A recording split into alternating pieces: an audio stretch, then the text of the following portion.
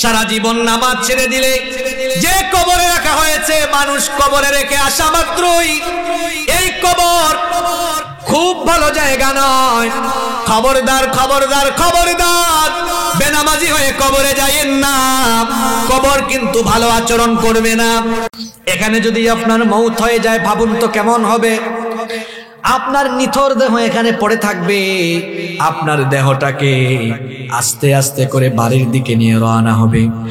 বাড়িতে আপনার এই মরদেহ গেলে আর কিন্তু আপনার দামি খাটে আপনাকে শোয়ানো হবে না, সঙ্গে সঙ্গে আপনাকে মাটিতে শুইয়ে রাখা হবে। আপনার এই মরদেহ দেখে আপনার পরিবার পরিজন সবাই কান্নাকাটি আরম্ভ করবে। হাউমাউ করে চিৎকার করে কান্নাকাটি শুরু হবে। কিন্তু এই হাউমাউ করে চিৎকার চেঁচামেচি করে কান্নাকাটি বেশিক্ষণ কিন্তু থাকবে না।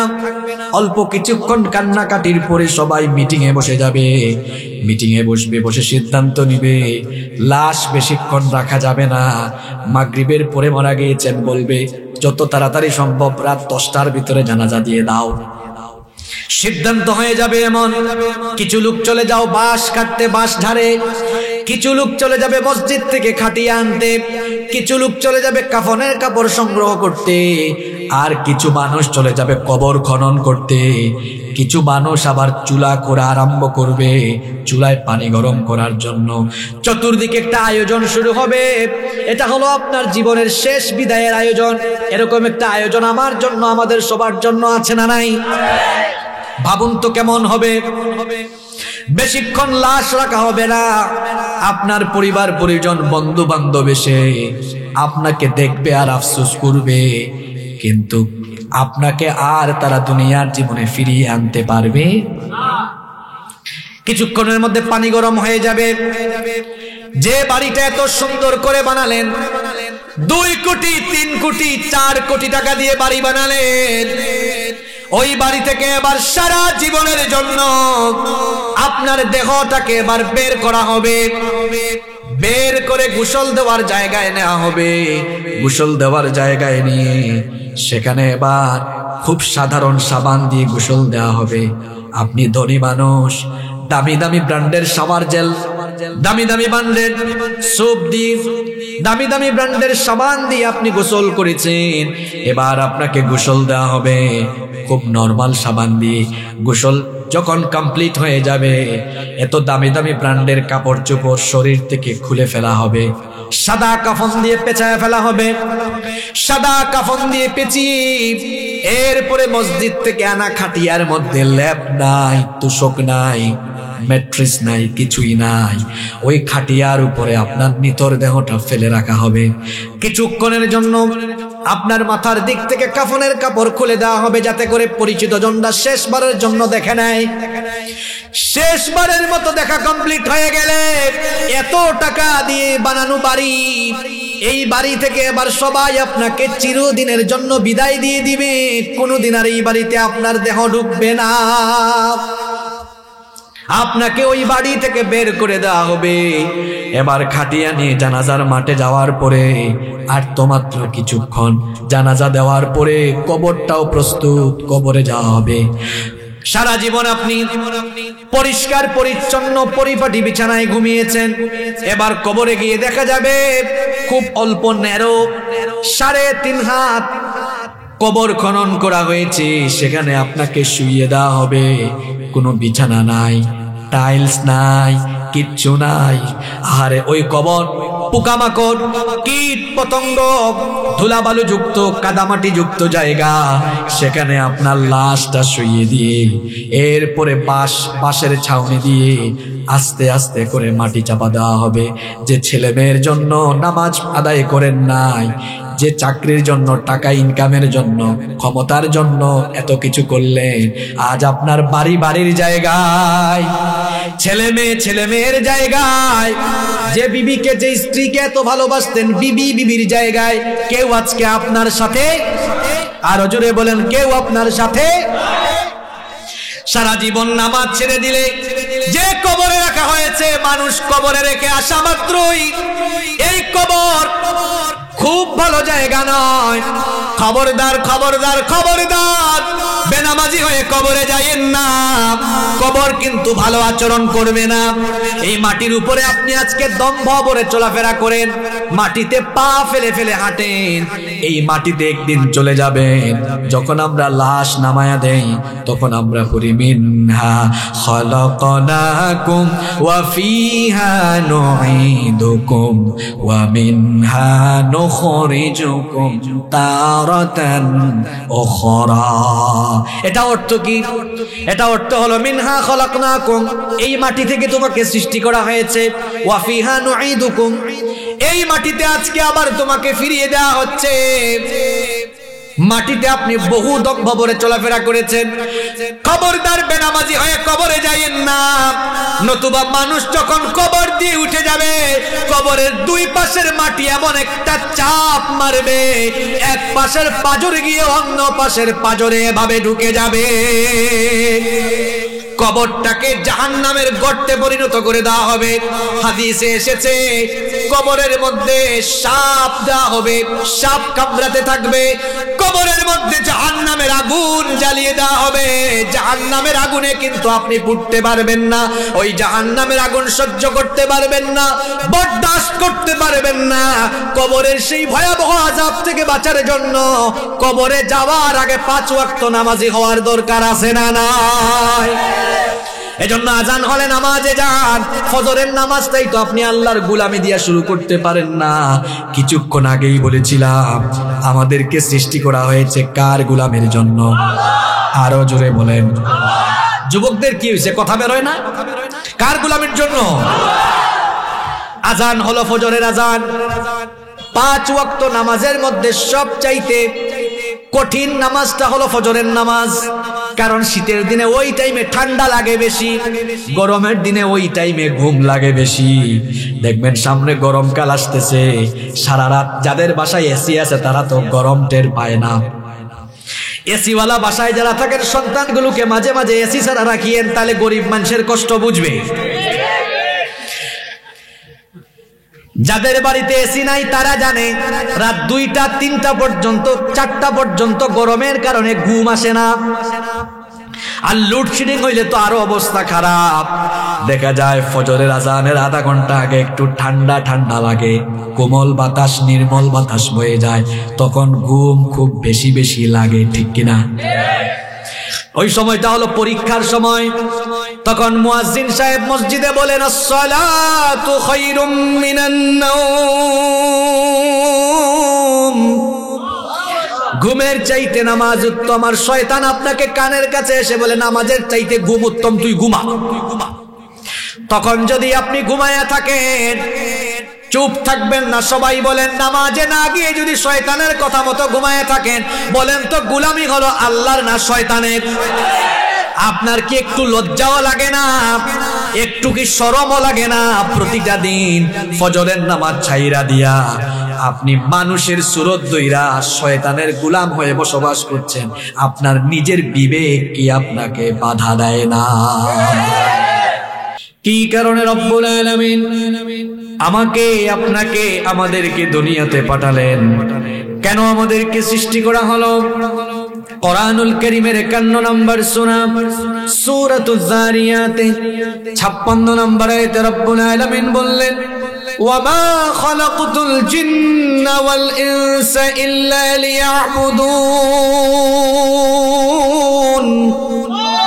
আল্লাহ তাআলা বলছেন আমি জিন আর মানব জাতিকে সৃষ্টি করেছি শুধুমাত্র আমার গোলামির জন্য, আমার ইবাদতের জন্য। আমাদেরকে একমাত্র যার গোলামির জন্য সৃষ্টি করা হয়েছে, গলার আওয়াজটা বড় করে বলেন তিনি কে? আমাদেরকে আল্লাহর গোলামির জন্য পৃথিবীতে পাঠানো হয়েছে। এখন আমরা কি সত্যিকারার্থী আল্লাহর গোলামি করছি, নাকি আমরা আল্লাহর গোলামি থেকে বিচ্যুতির পথে চলে গিয়েছি? সেটা আমাদের ভাবা দরকার। আমরা যে আল্লাহর গোলাম, এই গোলামির বেস্ট এক্সাম্পল, সবচাইতে সেরা নমুনা পাওয়া যায় যে ইবাদতের ভিতরে। সে ইবাদতের নাম হচ্ছে সালাত। সে ইবাদতের নাম কি? সালাত, যেটাকে আমরা নামাজ বলি। কিছুক্ষণ আগে মাগরিবের নামাজ চলে গেল না? এই নামাজ হলো আল্লাহর গোলামি সবচাইতে সুন্দর নমুনা। আমরা যে গোলাম, গোলামির ভাবখানা নামাজে যেমন প্রকাশ পায়, অন্য কোন ইবাদতে সেরকম প্রকাশ পায় না। দেখুন, আমরা যখন নামাজে দাঁড়াই, আমরা যে গোলাম, গোলামের মতোই দাঁড়াই। যখন আমরা নামাজে দাঁড়াই, মাথাটা নত করে দিই কার ভয়ে? আল্লাহ বললেন যখন দাঁড়াও কিভাবে দাঁড়াবো শোনো। আল্লাহ বলেছেন ওয়াকুমু লিল্লাহি কানিতিন, বিনয়ী হয়ে দাঁড়াও, মাথা নত করে দাও, কারণ তোমার ভাবখানা যেন মালিক মালিক না লাগে, তুমি গোলাম। এজন্য আমরা যখন নামাজে দাঁড়াই গোলামের মতো মাথা নত করে দেই, আসামির মতো দাঁড়াই। যখন আমরা নামাজে দাঁড়াই, আমাদের হাতগুলো কান পর্যন্ত কিংবা কাঁধ বরাবর উঠায়া একজন আসামি যেমন পুলিশের সামনে সারেন্ডার করে, আমরাও নামাজে দাঁড়ানোর সময় হাত দুইটা তুলে গুনাহগার অবস্থায় আমরাও গোলামের মতো সারেন্ডার করে মালিকের সামনে দাঁড়িয়ে যাই। বলেন, এত সুন্দর গোলামের নমুনা অন্য কোনো ইবাদতে আছে? বলেন আছে? কিভাবে আমাদের সব অহংকার মাটির সাথে মিশে যায়। আমরা দাঁড়ানোর সময় সারেন্ডার করে দাঁড়ালাম, এরপরে কিছুক্ষণ পর আমরা আমাদের মাথা ঝুঁকালাম, রুকুতে গিয়ে আমরা আমাদের মালিকের সামনে, রবের সামনে নিজেদের মস্তকটা অবনমিত করে দিলাম। আবার আরো কিছুক্ষণ পর রুকু থেকে মাথা উঠায়া সাজদায় যখন আমরা চলে যাই, সাজদায় যাওয়ার পরে একেবারে নাক আর কপাল মাটিতে লাগিয়ে আল্লাহর কুদরতি চরণে সাজদা দিয়ে গোলামির সর্বোচ্চ বহিঃপ্রকাশ আমরা ঘটিয়ে দেই।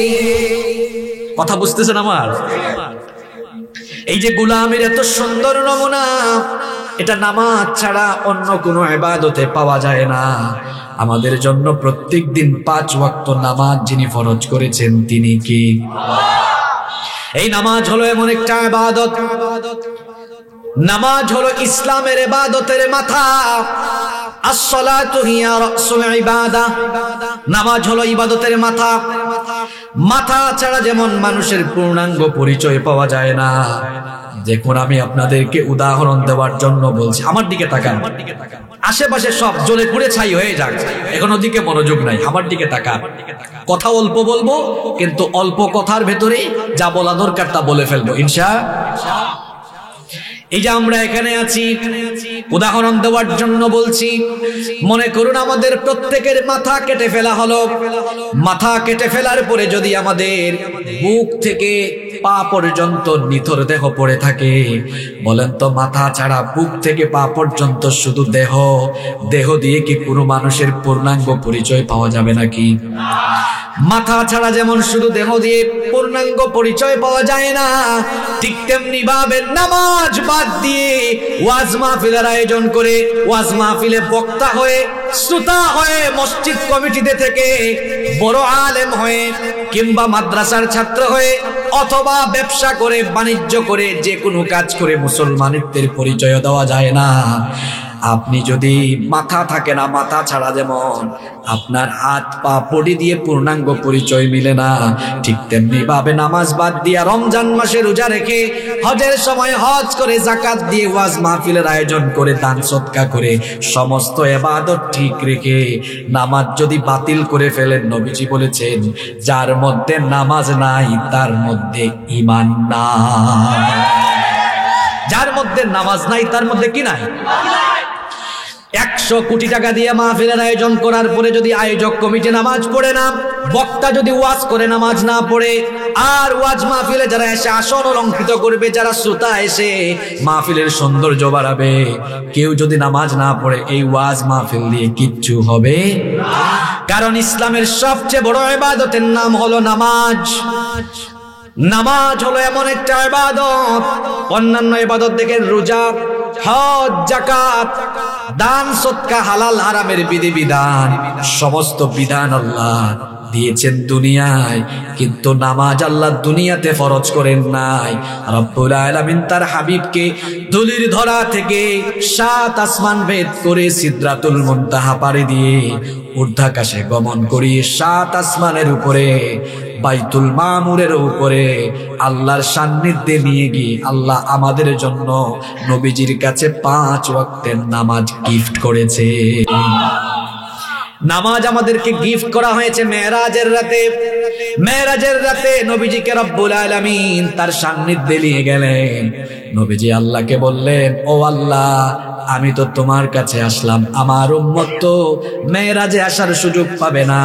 রব্বুল আলামিন বললেন, কেন পাবে না? আপনি মেরাজে এসেছেন একবার, আর আপনার উম্মত যেন প্রতিদিন 5 বার মেরাজে আমার সাথে কথা বলতে পারে, এই জন্য আপনার উম্মতের জন্য 5 ওয়াক্তের নামাজকে আমার সাথে 5 বার কথা বলার সুযোগ বানিয়ে দিলাম। প্রথমে 50 ওয়াক্ত নামাজ ফরজ করা হয়েছিল। মুসা নবীর সঙ্গে কথোপকথন করে যেতে যেতে কমাতে কমাতে 5 ওয়াক্ত হলো।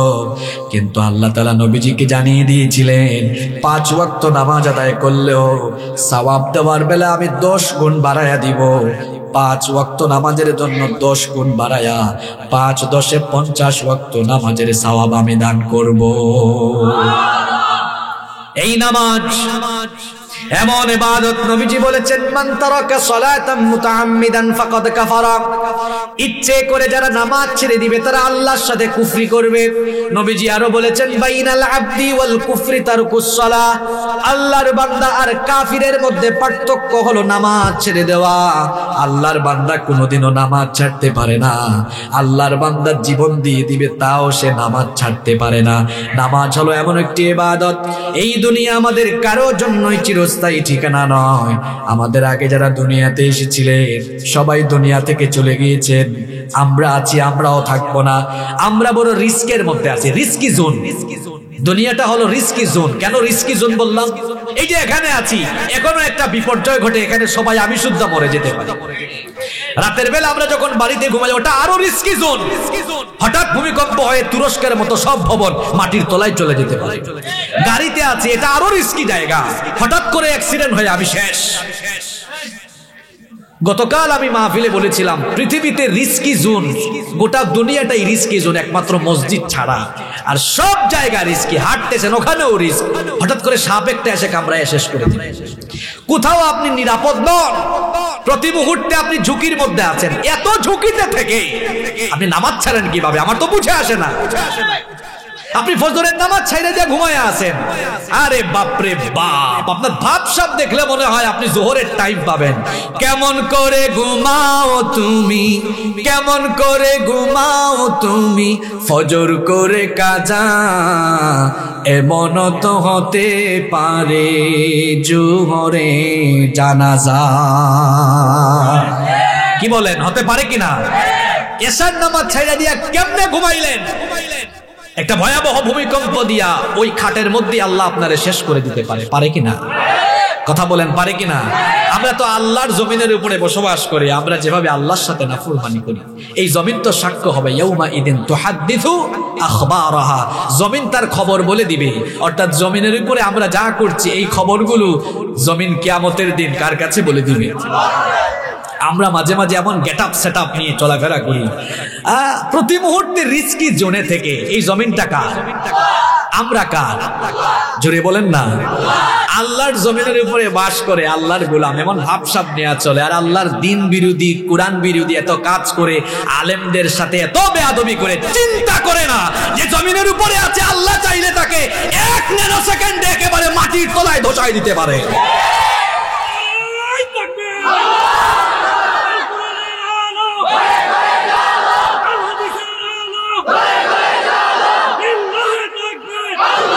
সম্পদের অহংকার কইরেন না। কারণ তার সম্পদ সুদ্ধা জমিনের নিচে চলে গেছে। ক্ষমতার অহংকার করা যাবে না। ফেরাউন তার ক্ষমতা নিয়ে লোহিত সাগরে পানি খেয়ে মরেছে। সৌন্দর্যের অহংকার করবেন না, কারণ সৌন্দর্য নিয়ে কত মানুষ আল্লাহর গজবে পরিণত হয়েছে, কত মানুষ বান্দরে পরিণত হয়েছে। বনি ইসরাইলের 70,000 ইহুদিকে আল্লাহ একদিনে বানর বানিয়েছে। সব ক্ষমতা কার কাছে? খবরদার নামাজ ছাইরেন না, নামাজ ছাইরেন না। কারণ আমরা যখন এই দুনিয়া ছেড়ে চলে যাব, হাসরের মাঠে আমরা আল্লাহর সামনে দাঁড়াবো। এ ব্যাপারে কি কোনো সন্দেহ আছে নাকি? হাসরের মাঠে আমরা যখন দাঁড়াবো সবার আগে আল্লাহ নামাজের কথা আমাদেরকে জিজ্ঞেস করবেন। সর্বপ্রথম আল্লাহ নামাজের হিসাব চাইবেন। আল্লাহ জিজ্ঞেস করবেন, হে বান্দা, তুমি যতদিন দুনিয়াতে ছিলে তুমি কি 5 ওয়াক্ত নামাজ আদায় করেছো কিনা? আপনার নামাজের হিসাবে গন্ডগোল থাকলে ফেরেশতারা ডান্ডা বেরি লাগাবে, শিকল পড়াবে। কত কত হাত লম্বা শিকল শুনেন। আল্লাহ বলেছেন সুম্মা ফি সিলসিলাতিন দারু সুম্মা ফি সিলসিলাতিন, আল্লাহ বলেছেন 70 যিরাআন ফাসলুকু, 70 গজ লম্বা শিকল দিয়ে বেঁধে এরপরে টেনে হিচড়ে জাহান্নামে নেওয়া হবে। জাহান্নামের আগুন কি আপনারা সহ্য করতে পারবেন নাকি? নামাজ ছাড়ার আগে একটু রান্না করে যাইয়েন, অথবা কোথাও আগুন লাগাইয়েন। আগুন জ্বালায়া একটু নিজের হাতখানা আগুনে দিবেন। 20 সেকেন্ড একটু রাখার চেষ্টা করবেন, পারবেন না। এই আগুনের চাইতে জাহান্নামের আগুন আরো 69 ভাগ বেশি দহন শক্তি সম্পন্ন। কারণ নবীজি বলেছেন দুনিয়ার আগুন হলো জাহান্নামের আগুনের 70 ভাগের 1 ভাগ। এই 70 ভাগের 1 ভাগ এই স্বাভাবিক আগুন। এখানে যদি আপনাকে ফেলা হয় 1-2 মিনিট আপনি বাঁচতে পারবেন না, চলে পুড়ে শেষ। এর চাইতে আরো 69 ভাগ বেশি দহন শক্তি সম্পন্ন জাহান্নামের সেই কঠিন আগুনে পুড়তে হবে যদি নামাজ ছেড়ে দেন। ওই আগুন থেকে বাঁচার জন্য দুনিয়াতে আমাদের নামাজি হওয়ার দরকার আছে না নাই? শুনেন শুনেন, বেনামাজিদেরকে রব্বুল আলামিন কিয়ামতের দিন কেমন শাস্তির সম্মুখীন করবেন। নামাজ ছাড়ার আগে কথাগুলো ভালো করে শুনেন। কিয়ামতের দিন হাসরের মাঠে যখন সব মানুষ আল্লাহর সামনে উপস্থিত হবে, আল্লাহ তাআলা উপস্থিত সমবেত সবাইকে বলবেন, তোমরা আমাকে সাজদা দাও। দুনিয়ায় যারা আযান হলে মসজিদে গিয়ে রবকে সাজদা দিত, সঙ্গে সঙ্গে তারা মাথা নত করে আল্লাহকে সাজদা দিবে।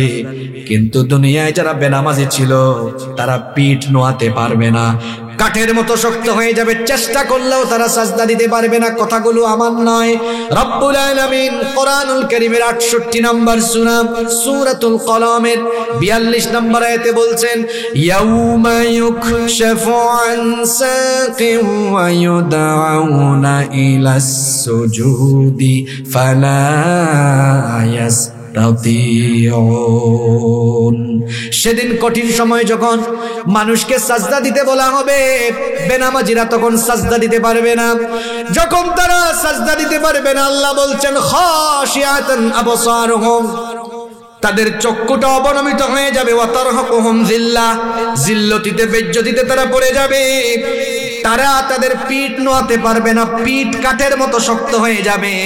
এর কারণ সম্পর্কে আল্লাহ বলছেন, ওয়াকাদ কানু ইউদাউনা ইলাস সুজুদি ওয়া হুম সালিমুন। এর কারণ হলো দুনিয়াতে তারা যতদিন ছিল ততদিন তারা বেনামাজি ছিল। এই বেনামাজি গুলো আল্লাহকে কিয়ামতের দিন সাজদা দিতে পারবে না। এই বেজ্জতি থেকে আমাদেরকে বাঁচার জন্য দুনিয়াতে নামাজি হওয়ার দরকার আছে না নাই? খবরদার নামাজ ছাড়বেন না, নামাজ ছাড়বেন না, কারণ জাহান্নামের আগুন আপনি সহ্য করতে পারবেন না। কি করে নামাজ ছেড়ে দেন, কবরে কখন যাবেন সেটাও তো আপনি জানেন না। হঠাৎ করে আপনার মৌত হয়ে যেতে পারে, মৌতের কোনো গ্যারান্টি নাই। কাপড়ের গ্যারান্টি আছে, জুতার গ্যারান্টি আছে, কিন্তু মৌতের কোনো ওয়ারেন্টিও নাই, গ্যারান্টিও নাই। এটা হঠাৎ চলে আসে, পারমিশন নিয়ে আসে না। ফাইদা জাআ আজালুহুম লা ইস্তাখিরুনা সাআতান ওয়া লা ইস্তাকদিমুন। এই মৃত্যুর সময় আসলে বিলম্ব করা হবে না, সঙ্গে সঙ্গে দেহ থেকে প্রাণ পাখি উড়াল দিয়ে দিবে। দুনিয়া ছেড়ে আপনাকে চলে যেতে হবে। আপনি টাকা ইনকামের জন্য, ক্ষমতার জন্য, আপনি আপনার পড়ালেখার জন্য, দায়িত্বের জন্য নামাজ আদায় করেন না। কিন্তু দেখা যাবে আপনি মারা যাওয়ার পরে আপনার দায়িত্ব, আপনার টাকা পয়সা, সন্তান সন্ততি, ঘর বাড়ি কোনো কিছু কাজে লাগবে? শুধু কাজে লাগবে আপনার আমল। ইয়াউমা লা ইয়ানফাউ মালু ওয়ালা বানুন, ধন সম্পদ, সন্তান সন্ততি কিচ্ছু কাজে লাগবে না। একটু ভাবুন, উপলব্ধি করুন, এত টাকা খরচ করে মাহফিলের আয়োজন করলে নিজের জীবন নিয়ে আজকে চিন্তা করুন। এই যে আমি সহ আমরা সবাই এখানে বসলাম, আমরা বাড়িতে ফিরতে পারবো, এর কি কোনো নিশ্চয়তা আছে নাকি? আমি হাসিবুর রহমান বাসা থেকে বের হয়েছি, বাসায় আমার লাশ যেতে পারে, আমি বাসায় নাও যেতে পারি, আপনিও বাসা থেকে এসেছেন বাসায়, আর আপনি নাও যেতে পারেন, আপনার লাশ ঢুকতে পারে। কি বলেন, এরকম হতে পারে কি পারে না? ভাবুন তো একবার, একটু উপলব্ধি করুন, একটু চিন্তা করুন, মন দিয়ে শুনুন। এখানে যদি এই মুহূর্তে আপনার মৌত হয়, এই মুহূর্তে এখানে আপনার আমার মৌত হওয়া স্বাভাবিক ব্যাপার না অস্বাভাবিক ব্যাপার? খুব স্বাভাবিক ব্যাপার। এখানে যদি আপনার মৌত হয়ে যায়, ভাবুন তো কেমন হবে। আপনার নিথর দেহ এখানে পড়ে থাকবে, আপনার দেহটাকে আস্তে আস্তে করে বাড়ির দিকে নিয়ে রওনা হবে। বাড়িতে আপনার এই মরদেহ গেলে আর কিন্তু আপনার দামি খাটে আপনাকে শোয়ানো হবে না, সঙ্গে সঙ্গে আপনাকে মাটিতে শুইয়ে রাখা হবে। আপনার এই মরদেহ দেখে আপনার পরিবার পরিজন সবাই কান্নাকাটি আরম্ভ করবে, হাউ মাউ করে চিৎকার করে কান্নাকাটি শুরু হবে। কিন্তু এই হাউ মাউ করে চিৎকার চেঁচামেচি করে কান্নাকাটি বেশিক্ষণ কিন্তু থাকবে না, অল্প কিছুক্ষণ কান্নাকাটির পরে সবাই মিটিং এ বসে যাবে। মিটিং এ বসবে, বসে সিদ্ধান্ত নিবে লাশ বেশিক্ষণ রাখা যাবে না, মাগরিবের পরে মারা গিয়েছেন বলবে, যত তাড়াতাড়ি সম্ভব রাত 10টার ভিতরে জানাজা দিয়ে দাও। সিদ্ধান্ত হয়ে যাবে এমন। কিছু লোক চলে যাও বাঁশ কাটতে, বাঁশ ঝাড়ে, কিছু লোক চলে যাবে মসজিদ থেকে খাটিয়ে আনতে, কিছু লোক চলে যাবে কাফনের কাপড় সংগ্রহ করতে, আর কিছু মানুষ চলে যাবে কবর খনন করতে, কিছু মানুষ আবার চুলা করা আরম্ভ করবে, চুলায় পানি গরম করার জন্য। চতুর্দিকে একটা আয়োজন শুরু হবে। এটা হলো আপনার জীবনের শেষ বিদায়ের আয়োজন। এরকম একটা আয়োজন আমার জন্য, আমাদের সবার জন্য আছে না নাই? ভাবুন তো কেমন হবে। বেশিক্ষণ লাশ রাখা হবে না, আপনার পরিবার পরিজন বন্ধু বান্ধব এসে আপনাকে দেখবে আর আফসোস করবে, কিন্তু আপনাকে আর তারা দুনিয়ার জীবনে ফিরিয়ে আনতে পারবে না। কিছুক্ষণের মধ্যে পানি গরম হয়ে যাবে। যে বাড়িটা এত সুন্দর করে বানালেন, 2 কোটি 3 কোটি 4 কোটি টাকা দিয়ে বাড়ি বানালেন, ওই বাড়ি থেকে এবার সারা জীবনের জন্য আপনার দেহটাকে এবার বের করা হবে। বের করে গোসল দেওয়ার জায়গায় নেওয়া হবে। গোসল দেওয়ার জায়গায় নিয়ে সেখানে এবার খুব সাধারণ সাবান দিয়ে গোসল দেওয়া হবে। আপনি ধনী মানুষ, দামি দামি ব্র্যান্ডের শাওয়ার জেল, দামি দামি ব্র্যান্ডের সোপ দিয়ে, দামি দামি ব্র্যান্ডের সাবান দিয়ে আপনি গোসল করেছেন, এবার আপনাকে গোসল দেওয়া হবে খুব নরমাল সাবান দিয়ে। গোসল যখন কমপ্লিট হয়ে যাবে, এত দামি দামি ব্র্যান্ডের কাপড় চোপড় শরীর থেকে খুলে ফেলা হবে, সাদা কাফন দিয়ে পেঁচায় ফেলা হবে। সাদা কাফন দিয়ে পেঁচিয়ে এরপরে মসজিদ থেকে আনা খাটিয়ার মধ্যে ল্যাপ নাই, তুষক নাই, ম্যাট্রেস নাই, কিছুই নাই, ওই খাটিয়ার উপরে আপনার নিথর দেহটা ফেলে রাখা হবে। কিছুক্ষণের জন্য আপনার মাথার দিক থেকে কাফনের কাপড় খুলে দেওয়া হবে, যাতে করে পরিচিত জনরা শেষবারের জন্য দেখে নেয়। শেষবারের মতো দেখা কমপ্লিট হয়ে গেলে এত টাকা দিয়ে বানানো বাড়ি, এই বাড়ি থেকে এবার সবাই আপনাকে চিরদিনের জন্য বিদায় দিয়ে দিবে। কোনোদিন আর এই বাড়িতে আপনার দেহ ঢুকবে না, আপনাকে ওই বাড়ি থেকে বের করে দেওয়া হবে। এবার খাটিয়া নিয়ে জানাজার মাঠে যাওয়ার পরে আর তো মাত্র কিছুক্ষণ, জানাজা দেওয়ার পরে কবরটাও প্রস্তুত, কবরে যাওয়া হবে। সারা জীবন আপনি পরিষ্কার পরিচ্ছন্ন পরিপাটি বিছানায় ঘুমিয়েছেন, এবার কবরে গিয়ে দেখা যাবে খুব অল্প ন্যারো 3.5 হাত কবর খনন করা হয়েছে, সেখানে আপনাকে শুইয়ে দেওয়া হবে। কোনো বিছানা নাই, টাইলস নাই, কিচ্ছু নাই। আরে ওই কবর পোকামাকড়, কীট পতঙ্গ, ধুলাবালু যুক্ত, কাদামাটি যুক্ত জায়গা, সেখানে আপনার লাশটা শুইয়ে দিয়ে এরপরে বাঁশের ছাউনি দিয়ে আস্তে আস্তে করে মাটি চাপা দেওয়া হবে। যে ছেলে মেয়ের জন্য নামাজ আদায় করেন নাই, যে চাকরির জন্য, টাকা ইনকামের জন্য, ক্ষমতার জন্য এত কিছু করলেন, আজ আপনার বাড়ির জায়গায়, ছেলে মেয়ের জায়গায়, যে বিবিকে, যে স্ত্রীকে এত ভালোবাসতেন, বিবির জায়গায় কেউ আজকে আপনার সাথে আর জোরে বলেন কেউ আপনার সাথে? সারা জীবন নামাজ ছেড়ে দিলে যে কবরে রাখা হয়েছে, মানুষ কবরে রেখে আসা মাত্রই এই কবর খুব ভালো জায়গা নয়। খবরদার খবরদার খবরদার, বেনামাজি হয়ে কবরে যাইয়েন না। কবর কিন্তু ভালো আচরণ করবে না। এই মাটির উপরে আপনি আজকে দম্ভ ভরে চলাফেরা করেন, মাটিতে পা ফেলে ফেলে হাঁটেন, এই মাটিতে একদিন চলে যাবেন। যখন আমরা লাশ নামায়া দেই তখন আমরা পড়ি মিনহা খালাকনাকুম ওয়া ফিহা নুঈদুকুম ওয়া মিনহা নুখরিজুকুম তারাতান উখরা। এটা অর্থ কি? এটা অর্থ হলো মিনহা খালাকনাকুম, এই মাটি থেকে তোমাকে সৃষ্টি করা হয়েছে, ওয়া ফিহা নুঈদুকুম, এই মাটিতে আজকে আবার তোমাকে ফিরিয়ে দেওয়া হচ্ছে। মাটিতে আপনি বহু দম্ভ ভরে চলাফেরা করেছেন, খবরদার বেনামাজি হয়ে কবরে যাইয়েন না।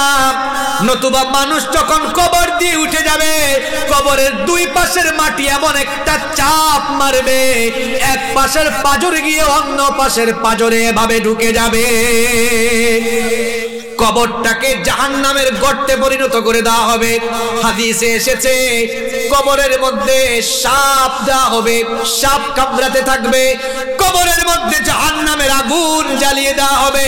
জাহান্নামের আগুনে কিন্তু আপনি পুড়তে পারবেন না, ওই জাহান্নামের আগুন সহ্য করতে পারবেন না, বরদাস্ত করতে পারবেন না। কবরের সেই ভয়াবহ আযাব থেকে বাঁচার জন্য কবরে যাওয়ার আগে 5 ওয়াক্ত নামাজি হওয়ার দরকার আছে না নাই? এজন্য আজান হলে নামাজে যান। ফজরের নামাজটাই তো আপনি আল্লাহর গোলামি দিয়া শুরু করতে পারেন না। কিছুক্ষণ আগেই বলেছিলাম আমাদেরকে সৃষ্টি করা হয়েছে কার গোলামের জন্য? আরো জোরে বলেন। যুবকদের কি হয়েছে, কথা বেরোয় না? কার গোলামের জন্য? আজান হলো ফজরের আজান। 5 ওয়াক্ত নামাজের মধ্যে সবচাইতে কঠিন নামাজটা হলো ফজরের নামাজ। কারণ শীতের দিনে ওই টাইমে ঠান্ডা লাগে বেশি, গরমের দিনে ওই টাইমে ঘুম লাগে বেশি। দেখবেন সামনে গরমকাল আসতেছে, সারা রাত যাদের বাসায় এসি আছে তারা তো গরম টের পায় না। এসিওয়ালা বাসায় যারা থাকেন সন্তানগুলোকে মাঝে মাঝে এসি ছাড়া রাখিয়েন, তাহলে গরিব মানুষের কষ্ট বুঝবে। যাদের বাড়িতে এসি নাই তারা জানে রাত 2টা 3টা পর্যন্ত 4টা পর্যন্ত গরমের কারণে ঘুম আসে না। আর লোডশেডিং হইলে তো আরো অবস্থা খারাপ। দেখা যায় ফজরের আজানের আধা ঘন্টা আগে একটু ঠান্ডা ঠান্ডা লাগে, কোমল বাতাস নির্মল বাতাস বয়ে যায়, তখন ঘুম খুব বেশি বেশি লাগে, ঠিক কিনা? ওই সময়টা হলো পরীক্ষার সময়। তখন মুয়াজ্জিন সাহেব মসজিদে বলেন আসসালাতু খায়রুম মিনান নাওম, ঘুমের চাইতে নামাজ উত্তম। আর শয়তান আপনাকে কানের কাছে এসে বলে নামাজের চাইতে ঘুম উত্তম, তুই ঘুমা। তখন যদি আপনি ঘুমায়া থাকেন, চুপ থাকবেন না। সবাই বলেন নামাজে না গিয়ে যদি শয়তানের কথা মতো ঘুমায়া থাকেন, বলেন তো গোলামি হলো আল্লাহর না শয়তানের? আপনার কি একটু লজ্জাও লাগে না? একটু কি শরমও লাগে না?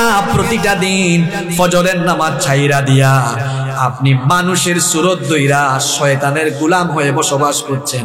আপনার নিজের বিবেক কি আপনাকে বাধা দেয় না? সিএনজির পিছনে দেখছি লেখা থাকে বিবেক মানুষের সর্বোচ্চ আদালত। এটা হাদিস নয়, কথা সত্য, কথা বাস্তবিক।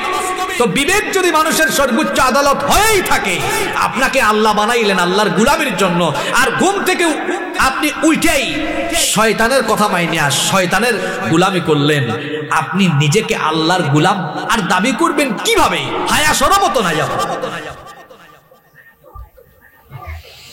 এভাবে 5 ওয়াক্তের নামাজ চলে যায়, আমাদের কোনো আফসোস নাই।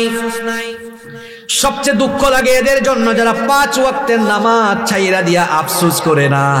কিন্তু এই দুনিয়াতে আমরা বহু মানুষ দেখেছি, যদি তাকবীরে উলা ছুটে যায় সারাটা দিন শুধু আফসোস করে। তাকবীরে উলা বুঝেন তো? এক লোক নামাজে আসলে তার আফসোসই লাগে না, আর আরেক লোক 5 ওয়াক্ত নামাজ পড়ে কিন্তু কোনো কারণে তাকবীরে উলা ছুটে গিয়েছে, আফসোস করে। দুই মানুষ কি একরকম? দুইজন তো একরকম নয়। 5 ওয়াক্ত নামাজ ছাড়ার পরেও যাদের অনুশোচনা আসে না, এই মানুষগুলোর কলিজার মধ্যে একেবারে শয়তানের প্রতারণার জাল বিস্তার করে ফেলেছে। এই লোকটা শয়তানের এমন মুরিদ হয়েছে, শয়তান তাকে তার অন্যতম খলিফা বানিয়ে ফেলেছে। এজন্য 5 ওয়াক্ত নামাজ ছাড়লেও তার আফসোস লাগে না, অথচ এই নামাজের হিসাব সর্বপ্রথম কিয়ামতে নিবেন কে? ফজর যায় ঘুমে আপনার, জোহর যায় অফিসে আদালতে কাজে কর্মে, আসরের নামাজ যায় ঘুমায়া, কিংবা আড্ডা দিতে দিতে মাগরিব যায় তামাশা করতে করতে, এশার নামাজ চলে যায় বন্ধু বান্ধবের সাথে থাকতে থাকতে। এজন্য আমার জাতীয় কবি খুব সুন্দর লিখেছেন, ঘুমাইয়া কাজা করেছ ফজর, তখনও জাগনি যখন জোহর, হেলায় খেলায় কেটেছে আসর, মাগরিবের ওই শুনিয়া যান, এখনো জামাতে হওরে শামিল, এখনো এর সাথে আছে স্থান, বাজিছে দামামা বাদরে আমামা, শির উঁচু করি মুসলমান, দাওয়াত এসেছে নয়া জামানার, ভাঙা কেল্লায় রে নিশান। আল্লাহ ঠিক কইতা কথাগুলো ভাবেন, আমাদের দেশে ঠিক ঠিক বলা ফ্যাশন হয়ে গেছে। এটা ঠিক না, এটা ভাবার কথা বলেছে। কি লিখেছেন দেখেছেন, ঘুমাইয়া কাজা করেছ ফজর, তখনও জাগনি যখন জোহর, হেলায় খেলায় কেটেছে আসর, মাগরিবের ওই শুনিয়া যান, এখনো জামাতে হও শামিল, এখনো এর সাথে আছে স্থান। কি সুন্দর লিখেছেন। যুবকরা মনে মনে ভাবছে, হুজুর আমরা বুড়া হই, এরপরে নামাজ আদায় করব, বুড়া হবে, এটা কে তোমাকে বলেছে? কিছুদিন আগে আমার বাড়ির পাশের বাড়িতে আমার চেয়ে বয়সে 10 বছরের ছোট ছেলে হঠাৎ করে মরে গিয়েছে। তাহলে বোঝা গেল দুনিয়াতে আসার সিরিয়াল আছে, কিন্তু যাওয়ার কোনো সিরিয়াল। যুবক ভাইদেরকে বলছি, ছাত্র ভাইদেরকে বলছি, মসজিদে নামাজের সামনের কাতার তোমরা ফিল আপ করে দিবা। কারণ হলো যৌবন বয়সে ইবাদত এর দাম কম না বেশি? এই যে আমার বাবাজান চাচাজান যারা আছেন, বুড়া বয়স হইলে দেখা যায় মাজায় ব্যথা, কোমরে ব্যথা, মেরুদণ্ডে ব্যথা, হাঁটুতে ব্যথা, ঠিক মতো রুকু দেওয়া যায় না, সাজদা দেওয়া যায় না, লম্বা সময় নামাজ আদায় করা যায় না। কিন্তু যৌবন বয়সে ফিজিক্যালি ফিট, সুন্দর করে রুকু দেওয়া যায়, সুন্দর করে সাজদা দেওয়া যায়, নামাজটা হয় সুন্দর। এই জন্য আল্লাহ খুশি হন, কম না বেশি? একজন যুবক যখন আল্লাহকে সাজদা দেয়, আল্লাহ এত খুশি হন। এই জন্য যুবকের যৌবন বয়সের ইবাদতের আল্লাহ তাআলা যৌবন বয়সের ইবাদতের পুরস্কার স্পেশালি দিবেন। বিখ্যাত হাদিসের 3টি গ্রন্থ বুখারী, মুসলিম, তিরমিজি, এই 3 গ্রন্থে হাদিস বর্ণিত হয়েছে। নবীজি বলেছেন, কিয়ামতের দিন 7 শ্রেণীর মানুষকে রব্বুল আলামিন আরশের ছায়ার নিচে জায়গা দিবেন। এর মধ্যে 1 শ্রেণীর মানুষ হলো ওয়াশাবুন নাশআ ফি ইবাদাতিল্লাহ, ওই যুবকেরা, যে সকলে যুবকেরা যৌবন কাল আল্লাহর ইবাদত করে করে সাজদা দিয়ে দিয়ে কাটিয়ে দিয়েছে। তাহলে যুবক ভাইয়েরা, আল্লাহর আরশের ছায়ার নিচে জায়গার দরকার আছে না নাই? আজান হলে মসজিদে নাকি মসজিদের বাইরে? তোমরা তো নামাজ পড়ো না, নামাজের জন্য বললে তোমরা কি বলো? ছাত্ররা, যুবকরা কয় প্যান্ট ঠিক নাই, লুঙ্গি ঠিক নাই, যেটা ঠিক নাই এটা পড়ছো কেন? নাপাক থাকো কেন তুমি? কি আশ্চর্য কথা, মানুষ নাপাক থাকে কেমনে আমার তো বুঝে আসে না। কিছুক্ষণ আগেই বলেছি, আমাদের কোনো ওয়ারেন্টি গ্যারেন্টি কিচ্ছু নাই। নাপাক অবস্থায় মরে যাওয়ার সম্ভাবনা আছে না নাই? নাপাক অবস্থায় মরে যাওয়ার সম্ভাবনা আছে। এই যে আপনি নাপাক থাকলেন, নাপাক অবস্থায় যদি মরে যান, আমরা জানি নাপাক যে ব্যক্তি থাকে তার সঙ্গে ফেরেশতা থাকে না, তার সঙ্গে থাকে কে? তো শয়তানের বন্ধু হইতে কে আপনাকে বলেছে? আর আজকে যুবকরা যৌবন কেন হারাচ্ছে, তার অন্যতম একটা কারণ হলো, আজকের চিকিৎসা বিজ্ঞানীরা বলছেন, যারা সব সময় নাপাক থাকে, পেশাব থেকে যারা পবিত্র হয় না, পেশাবের ওই পানির ফুটাগুলো যখন লুঙ্গি কিংবা প্যান্ট পায়জামার সাথে লেগে যায়, ওটার সাথে যখন গুপ্তাঙ্গ বারবার লেগে যায়, মানুষ তার যৌবন, এটার কারণে মানুষের যৌবন ক্ষয় হয়ে যায়, লয় হয়ে যায়। কারণ পেশাব ওইটা হলো অপবিত্র জিনিস। ইসলামের প্রত্যেকটি বিধান বানার মধ্যে কল্যাণ আছে। এই জন্য বলা হয়েছে, পেশাব করে আপনি পানি দিয়ে পবিত্রতা অর্জন করবেন, কারণ আল্লাহ পবিত্র, তিনি পবিত্রতাকে ভালোবাসেন। পেশাব করে যারা পবিত্র হয় না, কবরে এদের জন্য স্পেশাল আযাব রেখেছেন কে? কি আর বলতাম, হয়তো এখানেও আছে অনেকে সারাদিন পেশাব করে পানি নেয় নাই, এখন মাহফিলে ঠিকই আসছে। এরকমও আছে। পবিত্র থাকেন, মানুষের কোনো গ্যারান্টি নাই তো ভাই, যে কোনো সময় মানুষ দুনিয়া থেকে চলে যাবে। নাপাক থাকবেন না। আজান হলে আগে নামাজ, পরে হলো কাজ। আগে নামাজ, পরে হলো কি? আমরা নামাজকে বলি কাজ আছে, কিন্তু কাজকে বলি না আমার নামাজ আছে। আগে নামাজ, এরপরে দুনিয়ার সব। নবীজি যখন দুনিয়া থেকে চলে যাচ্ছেন তখনও বলে গিয়েছেন আসসালাত আসসালাত, উম্মত নামাজ ছাড়িস না, তোরা নামাজ ছাড়িস না, কারণ নামাজ ছাড়া জান্নাতের গন্ধ পাওয়া যাবে। আরে ভাই, যে ঈমান আপনাকে আপনার বাড়ি থেকে বের করে মসজিদে আনতে পারে না, এ দুর্বল ঈমান কি করে আপনাকে জান্নাতে ঢুকাবে? আপনার ঈমান তো আপনারে নামাজি পড়াইতে পারে না, আপনার ঈমান আপনাকে সাজদা দেওয়াইতে পারে না। কত জাতের নামাজি আছে দেখেন না, দেখেন সাপ্তাহিক, মাসিক, এরপরে বার্ষিক, সিজনাল জানাজার নামাজি আছে না? সাপ্তাহিক নামাজি কারা? এরা পুরা সপ্তাহে নামাজে যায় না, শুধু জুমার দিনে নামাজে যায়। আপনাদের কসবায় এরকম নামাজি অবশ্য নাই। 2 নাম্বার, সামনে আসতেছে রমজান মাসের নামাজি। এরা রমজান আসলে এত নামাজি হয়, রমজানের 1 মাস নামাজি, বাদ বাকি 11 মাস খবর নাই। এরকম আছে না নাই? 3 নাম্বার হচ্ছে বার্ষিক নামাজি, শুধু 2 ঈদে তারা আসে, অন্য সময় আসে না। 4 নাম্বার সিজনাল নামাজি, শবে বরাত বা এরকম বিশেষ বিশেষ রাতে তাদেরকে পাওয়া যায়। 5 নাম্বার শুধু জানাজার নামাজি, যেখানেই জানাজা সেখানেই সে। এখন শুধু জানাজা, সেখানে সে হাজির হয় কেন? শোনেন, ঢাকায় থাকে, তার ফ্ল্যাটের 50 হাত 100 হাত দূরে মসজিদ, ফজরের নামাজে দাঁড়ায় না। শুনছে কসবায় একজন মারা গেছে, ওই জানাজায় সে আসবে, এতে 3 ঘন্টা লাগুক আর 4 ঘন্টা লাগুক, বুঝলাম না। লোকটার বাসা থেকে 100 হাত দূরে মসজিদ, সেখানে ফজরের নামাজে গেল না, কিন্তু জানাজার নামাজে আইসা হাজির। লোকটার মতলব আপনাকে বুঝতে হবে। ফজরের নামাজের আগে বক্তব্য দেওয়ার সুযোগ নাই, জানাজার নামাজের আগে বক্তব্য দেওয়ার সুযোগ আছে। আমি নিজের চোখে এরকম জানাজার নামাজি বহুত দেখেছি, এলাকার কোনো জানাজা তারা বাদ দেয় না। আমি একবার একজনকে ধরছি, আমি এরকম বললাম, ভাই দেখেন, উনি আমার পরিচিত, বললাম ভাই আপনাকে আমি ম্যাক্সিমাম টাইমে সব জানাজায় দেখি, আপনি তো এলাকার মানুষদের প্রতি দেখা যাচ্ছে খুব দয়া মায়া আছে, আপনি অন্তত জানাজায় হাজির হন, আর কিছু কার না কয়। মিয়া বুঝেন না, জানাজার নামাজের আগে তো 5-10 মিনিট কথা কওয়ার একটা সুযোগ আছে। কি বলেন, এরকম আছে না নাই? আপনারা হাসিয়েন না, এরকম মেন্টালিটির কিছু মানুষ। এই যে অনিয়মিত এই নামাজিরা ব্যর্থ, এদের নামাজ কোনো কাজে লাগবে। আল্লাহ বলেছেন 5 ওয়াক্তের নামাজি হবে যারা, জান্নাতুল ফেরদাউসের ওয়ারিস হবে তারা। সুবহানাল্লাহ পড়তে মন চায় না? আমরা সবাই জান্নাত চাই কি চাই না? জাহান্নাম থেকে বাঁচতে চাই কি চাই না? এই যে এশার আজান হলো, এখন আমরা নামাজ আদায় করব নাকি নামাজ আদায় না কইরা ঘুমাবো? নামাজ, জিহাদের ময়দানেও আগে নামাজ। নামাজ ছাড়া বাঁচার কোনো উপায় নাই। এজন্য ইসলামের 5টি যে স্তম্ভ আছে, সেই 5টি স্তম্ভের মধ্যে ইমানের পরেই কিসের স্থান?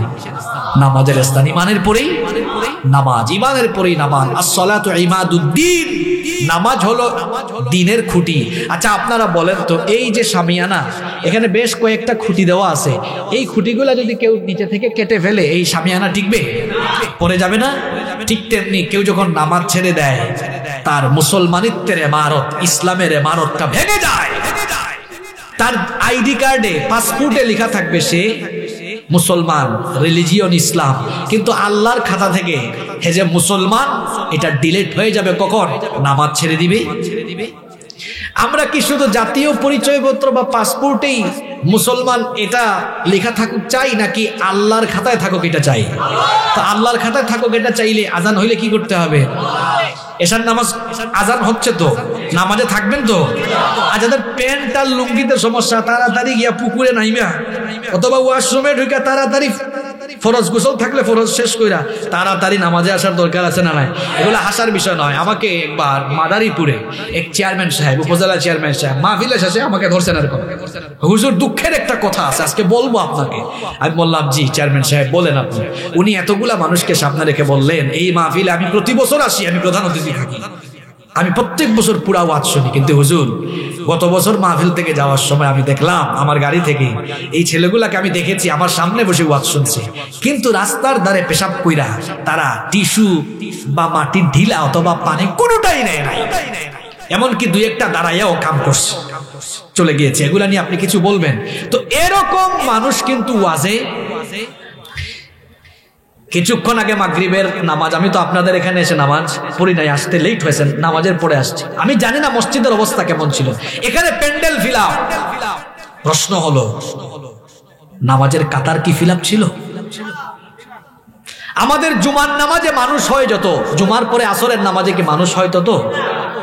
আজকে বলে গেলাম যতদিন পর্যন্ত আগে মসজিদ ফিল আপ হবে না, ততদিন পর্যন্ত দিন কায়েম হবে না, ততদিন পর্যন্ত গোটা পৃথিবীর নেতৃত্ব মুসলমানরা পাবে না, পাবে না, পাবে না। অমুসলিমরা বেজায় খুশিতে তারা আছে। কেন? তারা আমাদের মসজিদের দিকে আগে নজর দিয়েছে। দেখো ওদের মসজিদ 5 ওয়াক্ত ফিল আপ হয় কিনা। এখনো ফিল আপ হয় নাই, ঠিক আছে, এখনো ইসলামের বিজয় আসে নাই। কারণ মসজিদ থেকেই ইসলামের গণজোয়ার হয়েছে। আপনারা বলবেন কিভাবে? নবীজি মদিনায় যাওয়ার পরে সর্বপ্রথম কি বানাইছেন? মসজিদ। মসজিদমুখী সমাজ তিনি প্রতিষ্ঠা করেছেন। আমাদের মসজিদগুলো কান্না করছে, হাহাকার করছে। কোটি টাকার মসজিদ বানিয়েছে আমরা, কিন্তু ওই মসজিদের ভেতরে মুসল্লি আজ নাই। যুবকরা মসজিদে আসে না। যুবক ভাইয়েরা কখন মসজিদে আসবেন আপনি? আপনার সময় তো চলে যাচ্ছে। কিছু চাচারা দাড়ি লম্বা হয়ে গেছে, আপনি নামাজে আসেন না। বাবা, কবরের তো কাছাকাছি চলে এসেছেন। মানুষের যখন চুল দাড়ি সাদা হয় তখন মানুষ অটোমেটিক বুঝে যায় আমার জীবনের শেষ প্রান্তে আমি এসে উপনীত হয়েছি। কেন বাবা নামাজে আসেন না? যারা স্কুলে পড়ো, কলেজে পড়ো, জোহরের আজান হয়েছে, নামাজটা পড়ে সাথে সাথে আবার চলে আসো ক্লাসে। ভাই নামাজ ছেড়ে দিও না। নামাজ ছাড়া মুক্তি পাওয়া যাবে? নামাজ মুমিনের সফলতার প্রধান শর্ত। নামাজ হলো সফলতার কি প্রধান শর্ত। নামাজ ছাড়া সফল হওয়া যাবে না। সালাত ইজ দ্য কি অফ সাকসেস। নামাজ সফলতার চাবি। সালাত ইজ দ্য কি অফ প্যারাডাইস। নামাজ জান্নাতেরও দরজা খুলতে হলে চাবি লাগে। জান্নাতের চাবির নাম হলো নামাজ। নামাজ নাই তো জান্নাতে ঢোকার চাবি আপনার কাছে। জান্নাতে যেতে চাই তো সবাই, তো জান্নাতে যেতে চান কিন্তু নামাজ পড়তে চান না। এ কেমন চাওয়া আপনার? আজ থেকে আমরা কখনো আর নামাজ ছাড়বো না। জাহান্নামের আগুনে পুড়বো না। কবরের শাস্তি থেকে আমরা বাঁচতে চাই, জান্নাতে যেতে চাই। এজন্য 5 ওয়াক্তের নামাজ কোনোদিন আমরা কাজা করব না। আল্লাহর সাথে কি এই ওয়াদাটা করা যায়? কারা কারা রাজি আছেন দেখে হাত তুলেন। তাকবীর বন্ধ করেন, সব জায়গায় তাকবীর দেওয়া দরকার নাই। আল কোরআনের আলো না, এখন হাত তুলেন। এবার বলেন নামাজের আলো হৃদয়ে জালো, এটা স্লোগান দেন, হাত নামান। আল্লাহ সবাইকে নামাজি বানায় দেন।